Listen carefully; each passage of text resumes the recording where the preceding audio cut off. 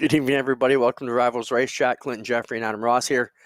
As usual, as we're recuperating from our Bristol dirt experience that we got to witness from home, which was a bit of a marathon, but so much chatter to go on there, Adam. We do have a few live guests coming in from the pavement side tonight, and they've also been part of the iRacing deal. And we've got lots to talk about. We also want to know what you guys want to talk about, so jump in on the comments and let us know what we should be chatting about. To be fair, Clint, the reason we're doing these interviews from the iRacing series, for one, we want to talk about their summer plans. For two, 225 laps at North Wilkesboro took a lot longer than I thought it would. So at 11:30 last Tuesday night, it was like a rainout show at Ashweek, no victory lanes till the end. We got to make this go. So we put them off to this week. Yeah, my Tuesday typical deal is we'll go on the show here, and then I'll go watch TV with Christine for a bit, and then I usually come back and start watching. I'll go back and rewatch it from the hour earlier, but you guys were still live with 10 to go when I came back a long time later, so I knew you'd be tired the next day. But a successful deal. We would definitely want to thank Caldecott Millwrights, London Recreational Racing, and Grisdale Racing Products for getting behind the our Winter Meltdown series of races, which was a lot of fun. And we're going to have a few of those guys on. Adam, you put a lot of work into that. I know, whether it's virtual or real racing, it can be tough dealing with all those personalities is the politest way to say it, right? No matter whether it's before the race, after the race, it can be very tough at times. Virtual racing is worse, Clint, and I'll tell you why. In real racing, at the end of the night, people are often distracted by beer in their cooler or visitors stopping by their pit or hanging out. So they really have to be pissed off to still march up and talk to you. With virtual racing, the racers are also the keyboard warriors, right? There's no difference there. So they play both roles. So it can be frustrating, but it boils down to the same thing that racing has always boiled down to. And tell me if you disagree, Clint. There are people who come along in the sport, and I think sprint cars kind of alleviated this problem because it's a big deal. It's really hard. But let's talk about sportsman cars, which we've been around forever, or late models. People jump in and think, okay, I bought a car, it was a winner, or I bought a brand new car, or whatever. They think it's easy to go out and win. And when they don't win, they get really frustrated, and it makes them difficult to deal with. And I'm not going to name names, but over the year there's been some, and they often don't last. But man, oh man, iRacing is the same. It is not easy. I think from the management side of that, it becomes almost like a real racetrack is. By the end of the season, you're just wore out from dealing with all the disputes, and some of them are petty, some of them make sense. Sometimes you just get put in a tough situation where you have to mitigate it, or mediate, I should say, and so that becomes a tough situation, and I think you just physically get wore down at times, but should be I think you'll be ready to go by the time. And as funny thing is, I said to you, okay, so what's the timeline for the next league? And you said October. And I said, oh, okay. We need a break. I have only been taken aside and called out for things that I have said during my commentary. I mean, probably not even 10 times in my career, and it might even only be 5 times. It doesn't happen much. But I got called out last week for something I said on that broadcast. So, well, that brings up a good point. I mean, I've been called out on how many times was it warranted.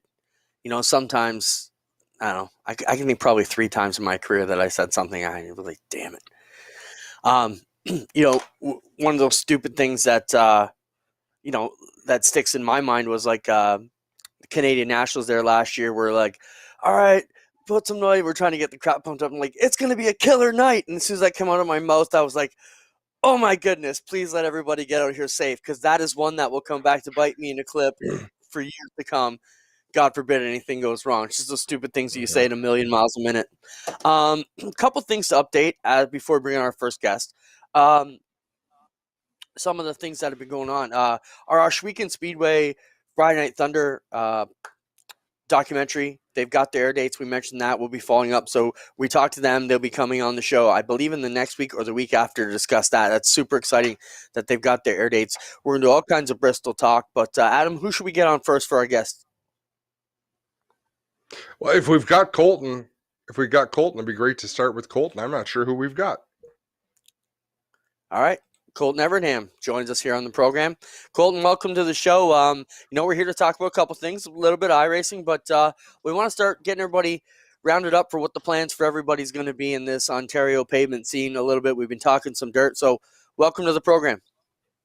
Thanks for having me, guys. Yeah, this year we're racing a Pro Late. We got a couple other things geared up with modifieds and some bone stock races and mini stock as well, but our main focus is the Pro Late.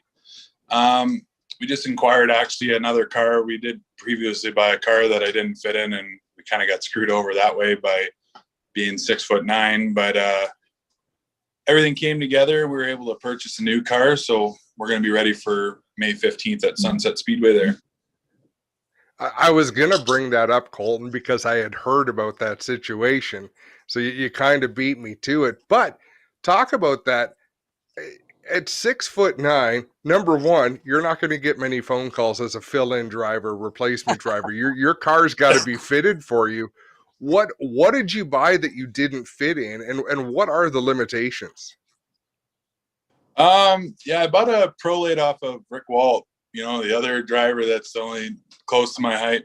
I'm 2 inches taller than him, and it affects me in about 7 inches of room clearance in the current car that I had. So we went up to Holdaway Motorsports shop up there and test fitted in his primary car that he's running down the States. I had so much more room than I normally do in a vehicle, so I got into that. We worked out a deal, and that's kind of what our plans are for this year. Colton, getting ready to go outside. I mean, it's been a bit tough so far this season. What's the news you're hearing from your neck of the woods? What's the hottest rumor on, the opening? Honestly, I'm not sure exactly. We got kind of people talking rumor mills of speedways, not actually going to be opening up and stuff. But I just kind of keep to myself with that stuff and just kind of focus on my program and everything we want to succeed well and what we want to do in life. So you're here, Colton, because you had a hell of a run in the championship in our Grisdale iRacing series, but also because you didn't just win the Hard Charger Championship. You had it locked in from about the third week. And I felt bad because I busted you up a little bit saying it's either because you're a really good racer or a real crappy qualifier. But you qualified for every single race, and only once did you lose positions from your starting spot. What is the recipe for that kind of success? I'm really, really, really bad at qualifying, not only in virtual racing, but in real life. But honestly, to me, it doesn't take as much. It takes a certain talent to be good at qualifying, but to me, it doesn't take as much talent to qualify as it would like doing, heat races or last chance qualifiers to make it into the show. But yeah, that's the biggest thing is I sucked at qualifying really bad. I think I made 1 or 2 shows without qualifying, which, definitely helped out with the Hard Chargers. But yeah. Let's get back to the outdoor season, Colton. With the season coming up sooner than we realize, what's the biggest thing you're working on now to get your outdoor car ready? Honestly, we got the phone call on Sunday that we sold the Pro Late that I previously bought. So it's been a rush around. I got to make seat brackets and, pull the motor out of his US car and change it over to the 604 that we have and, set it all up for myself because, I'm a lot heavier of a driver than Taylor is. But we got a lot of work to do in a little amount of time. So we're hoping that, things go smoothly and we don't run into any issues. Before we say goodbye, Colton, where can fans find you online? And are you as colorful on your social media as you are in Discord and private? Like I haven't followed you enough to know, but you say some pretty fun things. Yeah, we got Everingham Racing on Facebook, Everingham Racing on Instagram as well, and then my personal Facebook, Colton Everingham. We always try to keep our fans and sponsors in the loop of everything we're doing, just because without them we'd be just racing around a racetrack with a bunch of dudes with big egos, and it really brings the fans in when they support you with everything you do. So if you want, just follow us on, Everingham Racing on Facebook or Everingham Racing on Instagram and catch up with every latest thing on what we're driving for the upcoming weekend or how the year's going. All right, Colton. Thanks for being with us. Thanks for participating in the off-season iRacing deals too, and we'll be following your story throughout the rest of the summer. All right, thanks, guys. Thanks. Well, we get ready, Adam. Colton, he's like you, man. He's one of those big guys, and that's a whole story there, just trying to fit into these race cars. He's a full hand taller than I am, 6'9". Have you ever stood beside him? 6'5"? I'm 6'5". I think Colton's a lot slimmer than I am, but he's still a big, imposing dude. I don't think I've seen him get physical at the track. I've seen him upset, but I've never seen him walk into a situation. Like, can you imagine him walking in on? I'm trying to think who's a small, like, everyone's a smaller guy compared to him, but my goodness, it's something.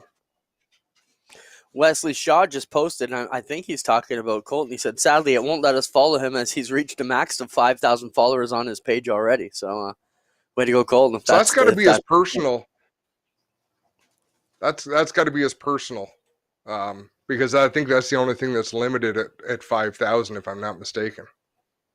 Before we bring our next guest on, just want to mention from the comments, we have seen a couple of things. They would like to talk about Dave White putting 4 cars into the series this year with the Pinty series. We'll talk about that. An update on Merrittville and the government status as far as we know it to be. I talked to Mark Rinaldi briefly today, and I'll talk about Bristol obviously coming up. At this point in time, I'd like to welcome our next guest to the show, Tyler DiVincenzo. Tyler's also raced with us in the iRacing series and also with us on the APC series last summer as well. And we'll talk to him about both things. Tyler, welcome to the show. Thank you for having me. Tyler, go ahead, Adam. I was just going to lead in with the difference between iRacing and outdoor. What are you taking from one to the other? What relates for you, Tyler, off the top, since we're trying to tie the two together? One thing I know for sure is I'm not good at qualifying in iRacing or in real life. That's what I've noticed. In real life and iRacing, I know kind of not to use up all my stuff at the beginning of the race, kind of save it so you have your tires left at the end. Now, I watched you race karts, and you're very aggressive in karts. You won a bunch of races against really good competition. In the cars, in your late model, I have not watched you be as physical as you used to be in karts. But watching you iRace, you executed a flawless bump and run, which, Clint, we talk about so often. It is not easy to do that without dumping the driver you're racing with. Have you ever done anything like that in your late model, like you've done in iRacing or in karts? Not at all. No, I think this is my second full year in late models, so I think I'm just not used to it yet. Being a younger driver out there, I don't want to start anything out in the playing field.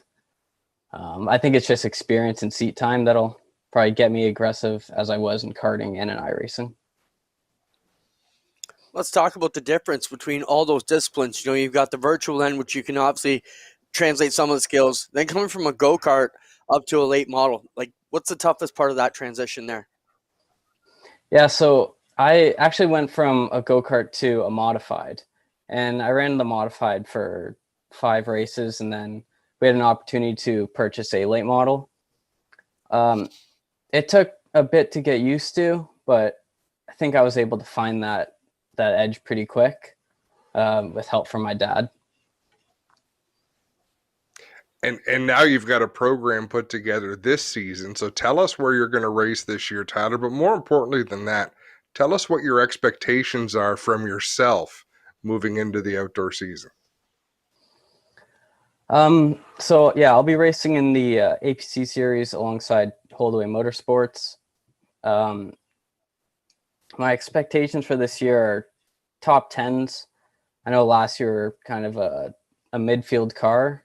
We were still getting used to it, but I think this year we'll be able to run up front. Let's talk about the competition there, Tyler. You've got some of the toughest field of cars there anywhere. There's a good volume of cars there. And as you mentioned, if your qualifying isn't right, you could find yourself at the back of a long line of cars there. But the competition there, we followed it all year on G-Force, and there was a huge list of drivers who could win on any night. Oh, for sure. Yeah. A lot of close racing. Definitely some of the best drivers in Canada. Yeah, that's pretty much it. It doesn't get better than that. No, exactly. How have you gelled? So who's going to be your crew chief this year? So Taylor Holdaway's dad, Fred Holdaway, is going to be mainly on our side, with Taylor Holdaway helping out Connor James. We'll still be all helping out each other, but Fred will be our main guy. And as a follow-up, how has the communication been so far? They're very technically sound. The Holdaway family knows how to set up race cars. They know what they want out of things.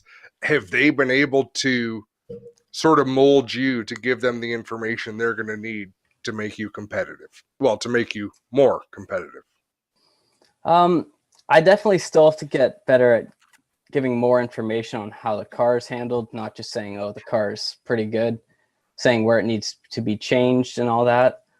But ever since having them help us, it's been a huge improvement. We've learned a lot, so I'm excited for this year. Which track do you circle as one you want to go to, and which one are you dreading? I've been telling my dad I'm excited to try out Delaware Speedway. I love all the tracks. I don't know if there's one that I could say I dread, to be honest. It's all close, hard racing. Delaware is going to be a wild experience for you. Just knowing it has character. So the old Cayuga Speedway did, the old Sunset, the old Sauble. Like, I'm really dating myself now because these places, some of them got repaved 20 years ago, but most of the tracks we go to are quite smooth. Delaware, I mean, you're going to have to, you ride the throttle there, the shape of the track, the elevation changes, the bumps. That gets me excited, Clint. Tyler, are you ready for that? Has anyone warned you about that? Oh, my dad has warned me a bunch of times. He says it's not an easy track to get around. Very bumpy, especially with that pit entrance wall right out of turn 4 there. Right on, Tyler. Well, before we let you go, where can your fans keep up to date on what your plans are and your progress throughout 2021 in the future? So our team has an Instagram page, RD Racing 97. My Facebook, Tyler DiVinanzo, and I also have a personal Instagram, TDVinanzo 97. All right. Sounds good, Ty. Thanks for racing with us in the Grisdale. I'm going to say the whole thing because I'm only going to say it once. Thanks for racing with us in the Grisdale Racing Products Winter Meltdown Super Late Model iRacing Series presented by Caldecott Millwright Services and London Recreational Racing. Yeah, thank you guys for putting it on. I had a really fun time. Thanks, man. We'll be catching up with you this summer for sure. One of the hot shoes coming up in the APC Series, Adam, and as if their field wasn't strong enough, you've got guys like Tyler coming into it with the experience of the Holdaway group, getting them up to speed fast. And, I'm trying to think about it, but my biggest memory of Tyler was that big wreck at Sunset. And I believe they were involved with it down in turn 4, and the car was all tore up. We seemed to spend a lot of time in their pit stall that night. So just reminded me of that. But, we have all kinds of other guests on the show, and our next one's just about ready to go. So we are going to touch upon these other. We still have to talk about Bristol quite a bit. But at this point in time, we'll welcome Gareth to the show. Hey, guys. How are you? Good. So, Gareth, it's great that we got this mix of racers because iRacing, you were super competitive, almost won the championship. I mean, it was right down to the wire. But what a lot of people may not know is you weren't guaranteed a spot even on the roster. Every night you had to go through the qualifying group with the racers, finish in the top 10 of that race just for the opportunity to try to qualify for the main event. And you did it week in and week out. How stressful was that? Yeah, the first probably 5 or 6 weeks we had over 20 cars in those qualifiers. I think the first night we had like 40. So if you missed your qualifying lap, you were going to be way back. And luckily, I think we qualified top 5 every night. But yeah, it was stressful for sure. There was a couple times where you'd have an incident like early on in the race, and you have to race your way back through. But luckily, we got through every night, and we helped us stay consistent for the points for sure. Gareth, you didn't fall into the racer category. Let's talk about your involvement and how you got to be where you are now with the group. So you're not a racer, spotter. Tell a bit of the viewers what you're about. Yeah, so I spot for Andrew Griselle. I've been doing that now for probably almost 10 years. We've been working together now, so it's been a long relationship. This summer I'm actually spotting for LP Dumoulin as well in the Pinty series, so that's going to be a new exciting venture for me. Do a lot of the setup work for Andrew as well as do his tires. It's really just a 1-2 kind of punch in the partnership there for us. And you also have a lot to do with the marketing on Andrew's racing program. So talk about that a little bit. Yeah, so in the last year or two, I've kind of been helping out with a lot of his marketing. We've also got some guys, Mike Campbell and Steve Decline, helping out with some of it as well now. So it's kind of taking some of the load off, but it's been definitely an issue trying to get sponsor dollars, especially with COVID. And despite being a very successful team, the funding hasn't always been there for us. So making sure we have those sponsors on the quarter panels every year is our number one priority in the winter. You know, as a spotter, what track's the easiest one to work from, and which one gives you the grief? I would say until recently, Delaware would be the easiest because you've got the nice hill there, and Jacassa is obviously very good, but there's one spot going to turn 3 where you can't see anything in Jacassa. So it's just it's awkward with there's something down there. I think it's a shed or something, but you can't. If that's right where someone would dive bomb your guy, so I always give them a heads up and a reminder before the races. I can't see you here, so if you hear something, it's probably another car. And I can't see them for a minute, but those ones are good. How motivational was Andrew? I mean, obviously you're communicating how you're doing in the iRacing. You're representing the number 81 and all the sponsors. Is he a good cheerleader when you're behind the wheel? Yeah, he can be. He'd call me some weeks and he'd say, "Why didn't you move that guy for that spot?" Or he'd more just want me to finish as high as I could, regardless of how I got there. So he's definitely motivational. He expects success for every race. You know, Gareth, I know us as announcers, once in a while we've gotten a chance to get behind the wheel, and we sit up there and we act like it's easy and, oh, why'd you make that move? And you should have done this. Getting behind the wheel yourself, even on the iRacing, are you realizing it's not as easy as it looks from the tower sometimes? Yeah, I mean, I've been iRacing for, 11 years, 12 years now. It's been a long time. And in the middle there, I did buy a 4-cylinder car that I ran to Delaware for a season and a half. So I do have a little bit of experience, but I mean, it was funny how much the iRacing transitioned over because I started with that, unlike I think a lot of guys that we're talking to tonight. But yeah, it's definitely harder than it looks. See, and Clint, I'm not going to correct you, Clint. Yes, I am going to correct you because you said something that's wrong, and it applies to you and me as much as it applies to Gareth. Because you said, Gareth, you're not a racer, you're a spotter. Now, if you bleed racing, like if you can't sleep some nights because race season is coming up, you're a racer. And I don't care if you put gloves on and a helmet and get behind the wheel, or you get up in the flag stand, or you're a spotter, or you're a crew chief, or you're an announcer like you and I are, Clint. We are racers. When you spend this much of your life pining to get to the racetrack, I knew what you meant. You meant, So you're not a dick for the sake of being a dick. What I meant to say was driver. Yes, I'm just being a dick for the sake of being a dick. But I do like to point that out now and then that, I mean, even people that have worked concessions at racetracks, I would almost argue that they are racers, right? Like people that have just been fixtures at the racetracks year after year. I think it's a broad term. That's how we define the family. But yes, I just wanted to be a dick and point that out because I don't get the opportunity as often as I would like. That's fair. Gareth, what's next for you? Sorry, what was that? I said, what's next for Gareth? Oh, next for us, yeah, we've got a new car coming for Andrew this year, so we're excited about that. We haven't announced yet fully where it's coming from, so stay tuned. We're gonna have a press release out soon. We've got some new sponsors, I think, coming on board the number 81 this year, which is really exciting for us. Again, still too early, but yeah, we're really looking forward to race season. We've got some exciting stuff coming up this year. So just like Adam said, racer or not, driver or not, you just can't wait for that first green flag to fly on the season. Gareth, thanks so much for being with us. Tell people where they can catch up on all the information they need for the number 81 Sauble Falls Tent and Trailer Park team. Yeah, so you can definitely find us on Facebook, Andrew Gazelle, Sauble Falls, on Instagram at Andrew Gazelle 81 is where you can catch us on social media. So he's pretty active on there once race season gets going, and he'll be definitely looking forward to seeing his fans back out at the track as soon as possible. All right, Gareth, thanks for being with us. Have a great night. Yeah, thanks, guys. And I just got to quickly thank El Grande Group in Mexico for sponsoring the iRacing, as well as the real racing deal that we do, Gallinger Capital, High Grade Steel Roofing, Cuss WK Universe Skilled Workers, and Sauble Falls 10 Trailer Park. We really couldn't do without all those guys. So it's a really big help to have all of them on the car supporting us every year. Thanks, man. And thank you. Well guys, done. It gives us something to do as well. So thanks so much, Gareth. Nice job this season, and we'll see you at the racetrack. Thanks, guys. Where do we go from here, Adam? I don't know.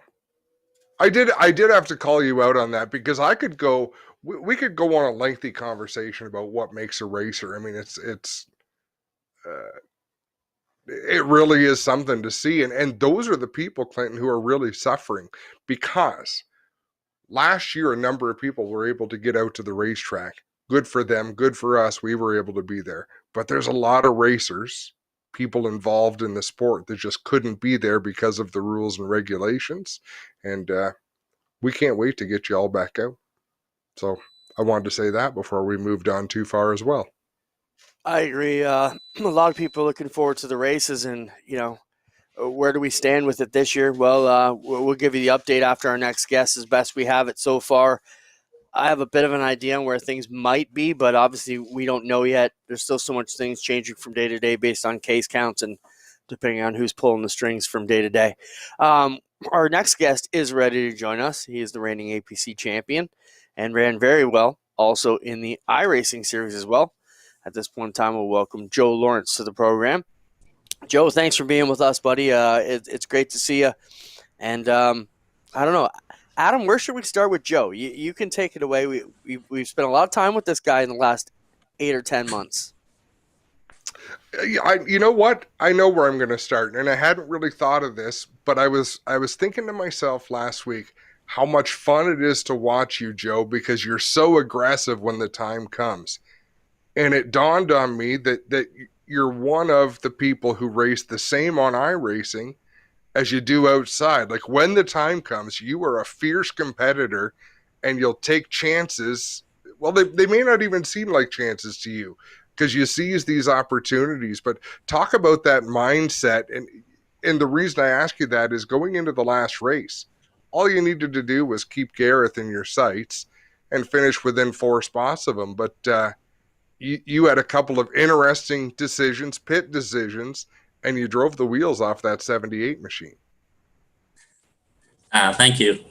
Yeah, definitely. It's just really, it was really trying to win that last race, regardless that you are right when we were trying to keep Gareth in our preferably rear view mirror, but as long as he was right close to us, we knew we were safe. But as a racer, you're just always chasing those wins, and you get them every chance you can.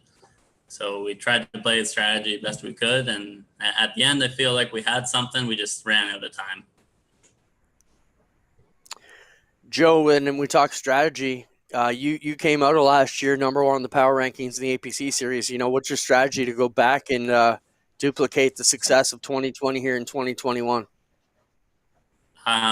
Honestly, just really just keep the work in the shop going the way it has, and as long as we can keep the team working the way we have, we'll be really good. I think is really important just to have everybody know what they're doing and have their roles. And as long as everybody kept doing their job right, then we always seem to be up front at the end. Can we talk? Do you mind if we talk engine packages with the APC, Joe? Is that are you an expert? Yeah. I don't So know if I'd say an expert. I've blown a couple up before. Yeah, there you go. They changed some rules from last year to this year. It seemed everyone wanted to go out and buy a Red Seal crate engine. What is going to be the hot ticket this year?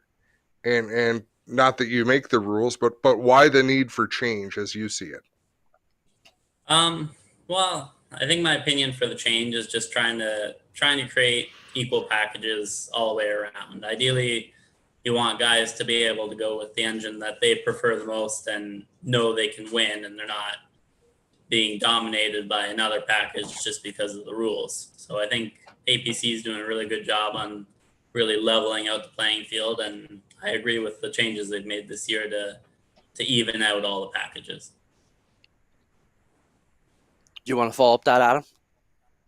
Well, so for the fans who don't know, they try to create rules, and they do it with weight penalties, because you don't want to create a rule, Clinton, that says you have to run a bone stock GM crate engine. So now anybody who sent their engine to an engine builder because it was allowed in years past has to get rid of their inventory. Well, that's not fair. So what they'll do is set up rules with weight penalties to try to equalize the different engine packages, but always somebody is a step ahead. Whether that step ahead is to go to a Ford engine instead of a GM, whether that step ahead, which last year it seemed like a GM crate engine with the red seals was the ticket. And then this year, do you see an advantage going anywhere this year, Joe, over what the options are? So, Clint, I hope I explained that well. There's different options, and racers are always trying to find that edge. So when one seems to surge ahead, they've got to create rules to equalize them. So would you have said the Red Seal package, Joe, was the hot ticket last year? Definitely, I think it played favor last year. That weight break they got with those motors really helped a lot. Definitely, I would say, personally, I still think I like the Red Seal crate motors. Maybe not so much from the performance side now this year, but just the cost savings. We can put more into our program elsewhere than spending on motor needs when you go with a Ford or a Blue Seal Chevy. Joe, if I can clarify things a bit further for our viewers who may not be familiar with the program. So a Red Seal crate is a crate that has not been altered or modified. It is right from GM, if that's correct. A Blue Seal crate is something where they were allowed to modify them a little bit in the previous situation, right? So the series is trying to get back to red crates to get the cost down, and they've equalized it with weights, if I'm understanding. Is that correct? Yep. Okay, so the Red Seal crate, so what you're saying is you'd rather put less money into the Red Seal crate because you're not sending it out for an engine to be altered after you've just bought a brand new motor, which is kind of a silly situation. And on the dirt, we fight that a lot to keep all the crates in a pure situation, so guys aren't having to go out and do that. But I'm with you, Joe, and I think that's the long-term goal, is to keep the cost down, get everybody back to a bone stock crate. But you don't feel like you were giving up anything performance-wise, and the weight was a good way to equalize it. Obviously, it suited your style. You were dominant in almost every event last year. Yeah, I do prefer. I've driven both a Ford and a Chevy. I just feel Chevys are a motor that I prefer. Just like you said, it suits certain drivers' styles differently, and likewise the Ford, it suits others. And I know both are very successful. It's just a matter of, it's not just a motor that gets you to victory lane. You got to have the full package when it comes to the end of it.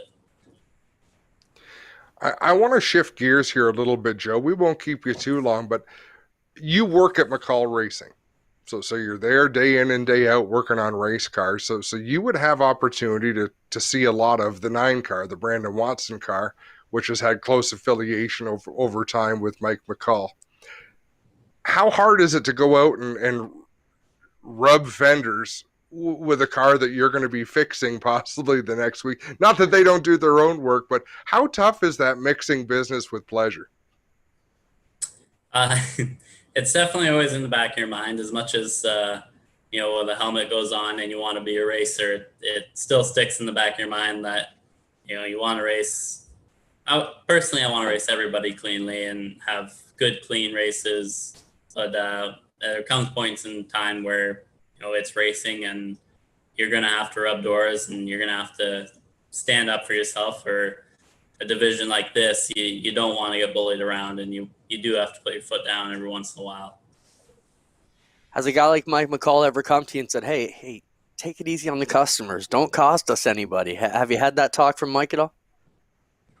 No, we haven't yet. So Mike and I are really good as far as keeping the business side, and racing. Racing is just a matter of, when I'm at the track, I'm not an MRE employee. I'm a APC registered driver. So it's nice that way that we don't have to play that game, and we understand there's just a respect there to keep both separate, but also understand that the big picture, we don't need 5 wrecked McCall racing cars from a stupid move. Makes total sense. Joe, we'll let you get going, but where can people find you on social media, online, if they want to, before the season starts? Well, we have we're going to start posting stuff here soon. We've finally finalized our plans for say, and our sponsors are all on board. So again, APC Pennzoil are back on board with this car, and we're excited for the 2021 season here. But we can catch all our info on Facebook and Instagram. You just got to follow Joe Lawrence Racing 78. All right, thanks, Joe. We'll be watching for you. I'm sure we'll talk to you quite a bit this summer. I hope so. Thanks, guys. Joe Lawrence, the defending and reigning, I guess it would be now, APC champion. He had such a great season, Adam. Man, the talent pool in that APC series is unbelievable, and only going to continue to get stronger. And we're excited to be carrying all the races live here on GeForce TV in 2021 once again. So that is super cool. Cool to get some more pavement guests on, Adam. It's been a while since we had a bunch of these guys on, so that was neat. Yeah, it's fun catching up with people, and a little bit shorter interviews. They're not even interviews, Clinton. They're conversations, and that's how I like it. But let's jump gears. Let's talk some Bristol. Let's talk some race streaming, because there's been a lot of that over the last month or two. I know I've watched a ton of it, and I've enjoyed some of it, and some of it has really gotten on my nerves. All right. Let's jump in, and if I can go to the rundown, Spencer, let's just jump around a little bit. Bristol was amazing. Before we dig into that, because we could talk about that for a while, let's get our Burger Barn video of the week out of the way. Spencer, do you have that? No pushing with quads would have been from 2 weeks ago. Throw it up if you've got it. This would be our Burger Barn video of the week. So, this is a quad that got hitched to the back push bar, and look at this thing tumble. So I'll set it up again now that we're sure we've got it. At Oshweekend, we do not let you push your sprint car to push start it if you're pushing a quad. So this is the situation where this quad come up over the hill, the back bumper hooks on the front bumper of the quad, the driver has no rearview mirror, has no idea. Now his car takes off and fires, doesn't realize dad on the back is got no helmet and attached to the back. He just stands on it, and now dad on the back, or crew guy, is going 100 miles an hour. Lives have been lost at other tracks in recent years, and this was just an example at Bristol where if you can watch the very beginning, I don't know if Spencer can stop it, but it's the first frame. The driver's actually on the track. He jumped off the quad right before he hit the rider. Okay. Yeah. Well, I was going to ask, because I hadn't really watched in any detail where the rider dismounted. Thankfully, dismounted fairly early in the journey. But we always get asked that, Ash. Why can't we just push start our own cars, or when we go to the other tracks? So we'll let you push them around the pits, but when it comes to firing them up, and even we've allowed you to start them in the pits at Humberstone, because it's not a place where the driver would be gassing it. But if you're going out on the track and he gasses it and takes dad for a ride, I mean, it's so scary. So we will let you push with a mule, because that can't necessarily happen. But not to that extent, but no quads can be pushed. And I just thought that was a great example of what's going on. Jumping ground, another thing for Bristol. Mini stock driver comes in without a glove at him, and they disqualify him. So that brings us to the glove is askew, you are DQ'd.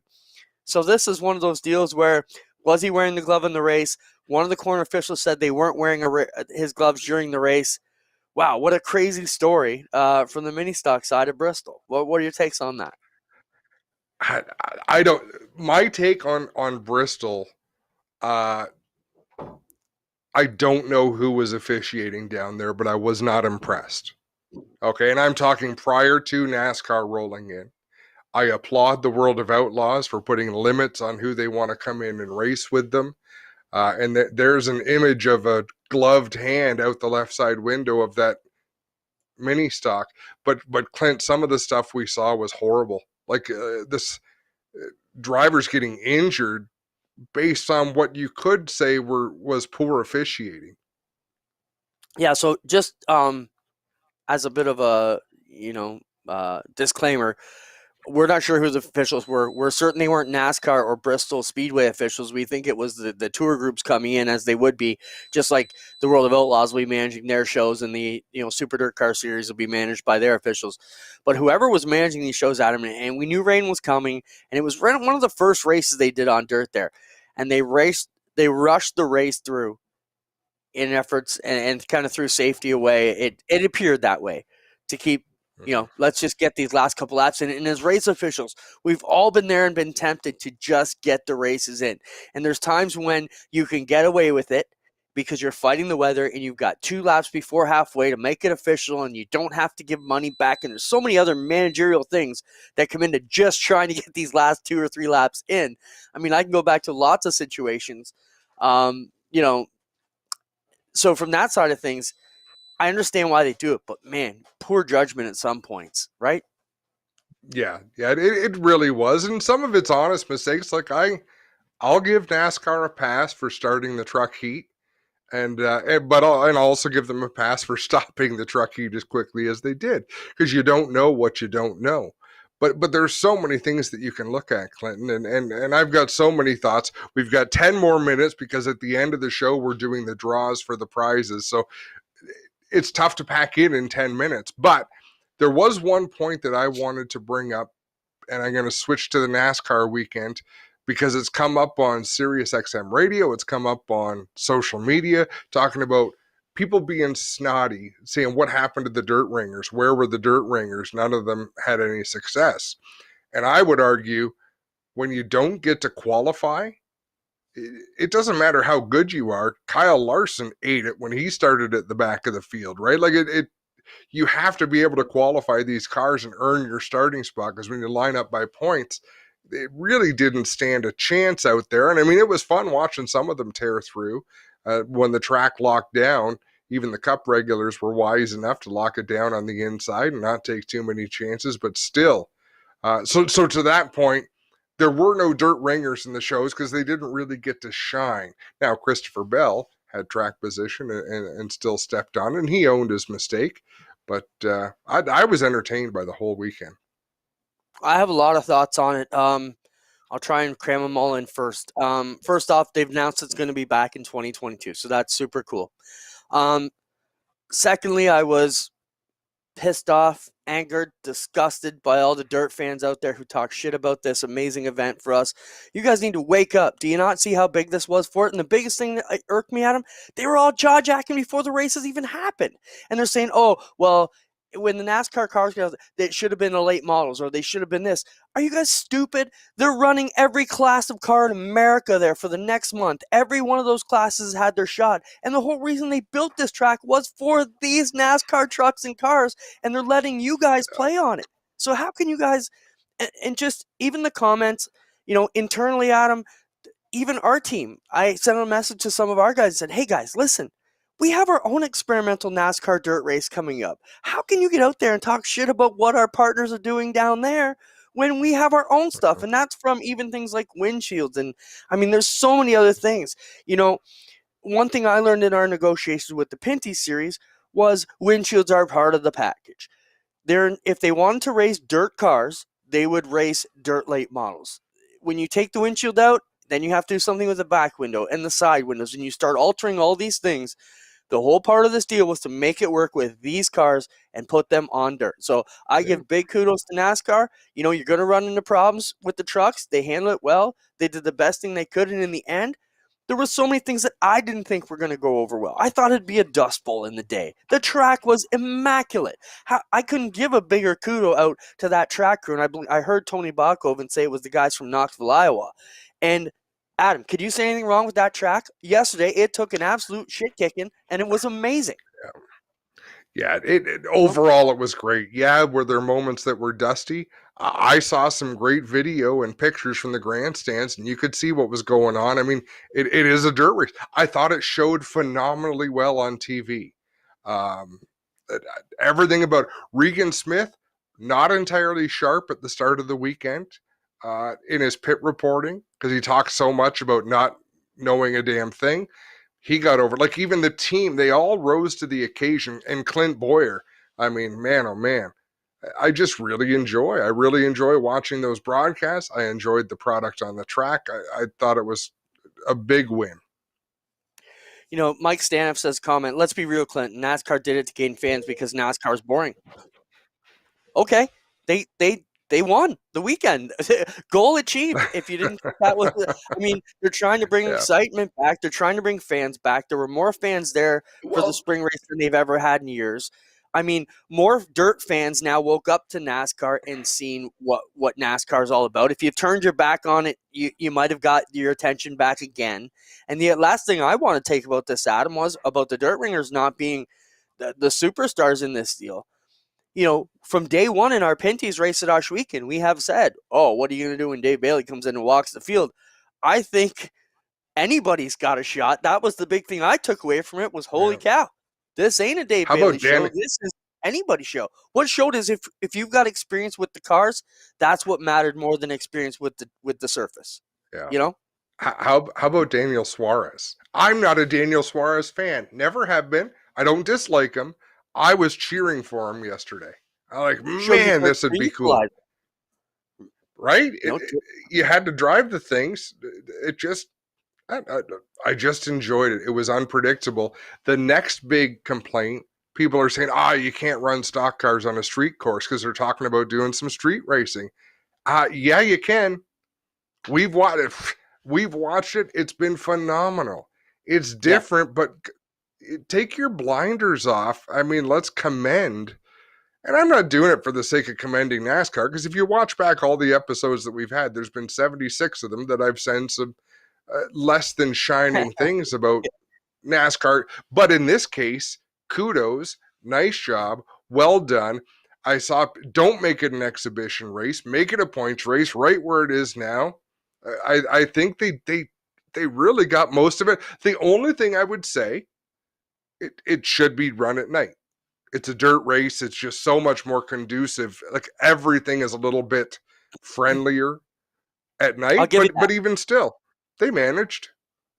I'd like to see them run the trucks on the Friday night, the cup cars on the Saturday night. Sunday's your rain out day, recovery day, whatever you want to call it. It could be amazing. That's about the only thing I would agree with a lot of the stuff. The other thing everybody said, Adam, is, it should have been at a real dirt racetrack. Well, what other dirt racetrack could handle the crowds? Eldora can't handle the crowds. That's specifically why they had to do it at somewhere like Bristol, who could handle the massive crowds that would have been there if COVID wasn't part of this deal. And it would have been a sellout. I would go out on a limb and say, I went to the Bristol race 2 years ago. They had to close the end sections because they had no fans in them. I think you would have sold this thing out had Bristol not been there. But I think it's amazing. Flying Brian says it's the first NASCAR race I watched all year, but it's the best I've seen since stages came. Totally behind you is running under the lights. I agree too.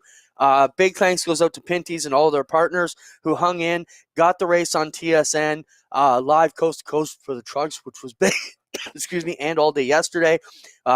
Managed to work that into the schedule. That's what I was thinking. And on TSN, TSN 1. Yeah. The main TSN. So that's a feather in the cap. And as I say, we're race fans, right? We're like everybody else. We want to see a good show. Enjoyed it. Yeah, and a Saturday night good job. Dirt race, it just fits in with the nighttime theme. I had another thought there, and I can't remember what it was. We'll come back to it. Let's move on out of this one, Adam, to be cool and wave to the kids. Spencer, show that picture if you've got it. This was something that came out about a week ago. A father took his son to the race at the sprint car races. I think it was at somewhere like Port Royal or Lincoln down in Pennsylvania. Was it Williams Grove? Could have been, yep. And he said, there were two drivers all night, and I said, does anyone know who drives the 33W sponsored 410 that was at Port Royal last night? Out of all the cars, my son waved at. Him and Lance DeWeese were the only ones who looked every lap and waved every time they came on the track. I want to know who his name is. This pick was after hot laps, and the 3W just waved to him. And so this is a little boy now whose dad is fans of these two drivers, Adam. We've been harping it for a long time. And, our drivers meetings, we always remind them, wave to the fans, make sure that they're out there. So that is so cool that a father jumped out, pointed out that these two drivers were the two all night who were giving, the thumbs up to the kids. And that's what we need to do to get the next generation involved and make them pull parents to the races every Saturday when dad would rather sit by the pool. Joey Logano giving the checkered flag to that little girl with a Joey Logano shirt on. Awesome. I mean, again, not a fan, but I respect what they do when they do things that'll affect these people for such a long time. Is there any other comments? Okay, a couple quick things here. Merrittville Speedway and what's going on in Ontario. Merrittville is the first dirt track to open. That's why Brandon asked about that. As far as we can tell, right now, and this is unofficial, this is just my opinion on what I've heard, is that they're working on a plan now that depending on what color code you're in will dictate how many fans you can have. So if you're in green, you can have a certain percentage. If you're in red, you have a certain percentage, if any.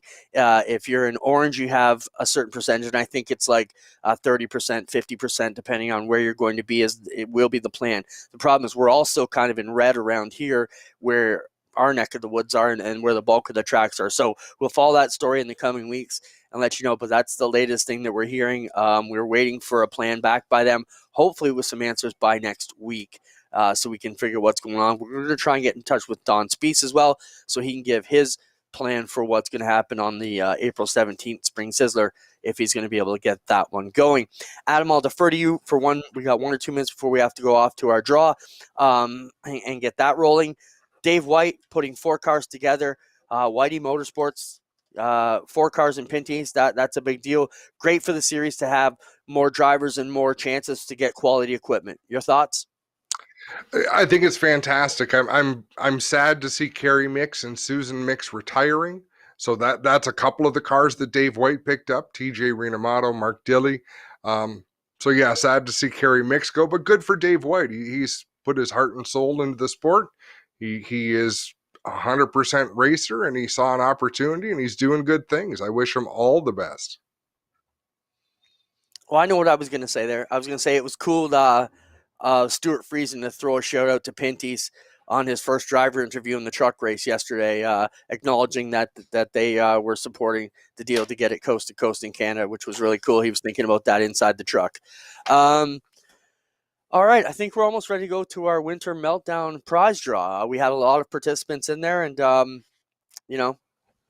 should we be – well, do you got anything we can run to, Spencer? Is there any other videos we forgot we have to go to before we come back to the prize draw? All right. How do you want to handle it then? All right, let's do it. All right, race fans and racers, the cash prize is distributed a little bit earlier on, but as we had mentioned, we have 4 American Racer tires to give away, courtesy of Grisdale Racing Products. We have 5 $50 APC gift certificates. What we have done on this wheel with many, many names, there are 411 entries on this wheel. For example, Austin Penny raced with us 6 times, so he has 6 entries on the wheel. Brian Wilson raced with us 9 times. He has 9 entries, and a lot of racers race with us 10 times, so they have 10 entries. As long as you ran at least 5 races, you have that as many entries as you attempted to qualify for on the wheel. The first 4 spins will be for American Racer tires, unless you came out of the group that doesn't use American Racer tires. In the event of that, you get a $50 APC gift card. The bonus is, I talked to the Lockwoods earlier today. We've got a couple of exceptions in the midst. DJ Christie races a dirt sprint car.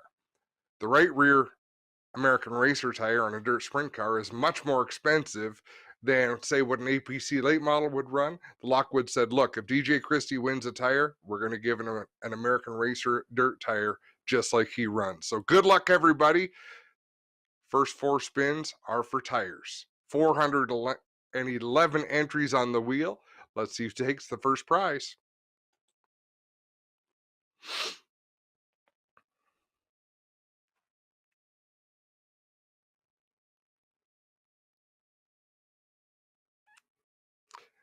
Zardo, who needed the whole last race to qualify for his first run, has won an American Racer tire. Spin number 2.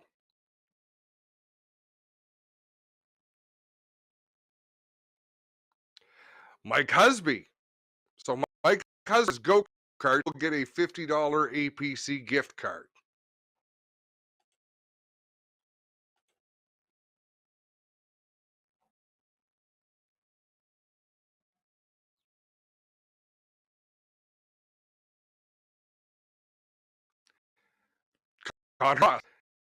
Canadian Vintage Modified Race, he will be threaded American Racer tire. 2 more tires to give away, 4 more APC gift cards.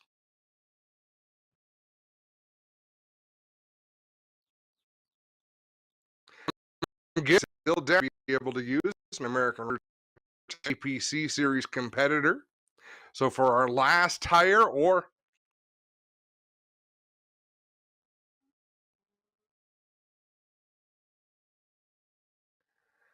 Cole Quinton. As a mini stock racer, Cole Quinton will win an APC gift card.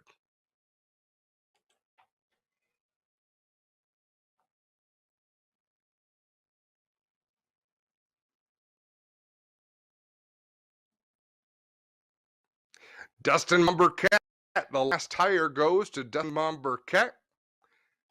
We have 3 more APC gift cards to spin for.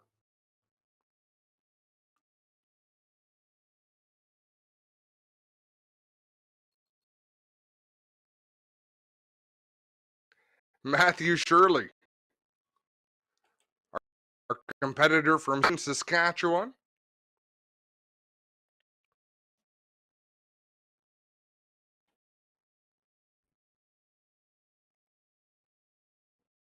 Dale Shaw. And one spin. If you're wondering what the number is after the name, that's what ticket entry it is. So Dale Shaw would have a Dale Shaw 1, Dale Shaw 2, Dale Shaw 3, and so on, all the way up to 10. Connor James gets the last of the APC gift card. So that'll do it for this. It was a great season. Hopefully we get to do it again. But in the meantime, let's go racing outdoors on asphalt tracks where we can smell the rubber burning and enjoy all the sensations of short track racing. Congrats to all the winners. We want to thank everybody, and of course everybody who contributed to the Winter Meltdown iRacing series and everybody who participated. It was great, and look for a lot more of that coming down the pipe in the future. Adam, it was a good show. I want to thank our guests for coming on. Thanks, Spencer, as always, for putting this together. Our supporters who put us on the air, and the weather was beautiful here in Ontario today, Adam. So certainly felt like racing weather. Let us know who you want to see on the program.